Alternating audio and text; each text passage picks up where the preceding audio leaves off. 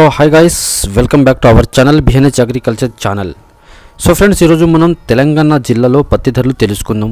So పత్తి ధరలు అయితే రోజు రోజుకు పెరుగుతూ వస్తున్నాయి రైతన్నలు. సో మంచి విషయం చెప్పొచ్చు. సో ఏ మార్కెట్లో పత్తి ధరలు పెరిగినాయి దాని గురించి మనం ఈరోజు మాట్లాడుకుందాం. దయచేసి ఛానల్ని కొత్త వాళ్ళు పాతలు సబ్స్క్రైబ్ చేసుకోండి అండ్ పక్కన బెల్ ఐకాన్ని ప్రెస్ చేయండి అండ్ వీడియో మాత్రం షేర్ చేయండి రైతులు. Thank you. ముందుగా మనం ఆదిలాబాద్ వ్యవసాయ మార్కెట్లో కనిష్ట ధర వచ్చి 6,620 రూపాయల పలకగా గరిష్ట ధర వచ్చి 7,450 రూపాయలు పలికింది.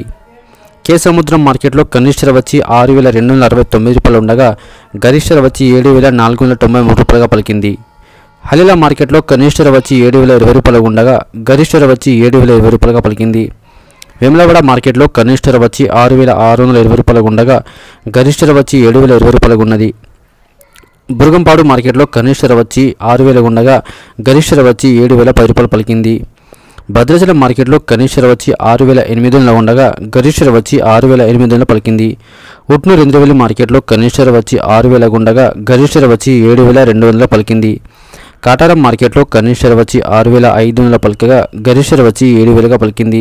నిర్మల్ మార్కెట్లో కనిష్ట ధర వచ్చి 6,120 రూపాయలుగా పలకగా గరిష్ట ధర వచ్చి 6,920 రూపాయలు పలికింది.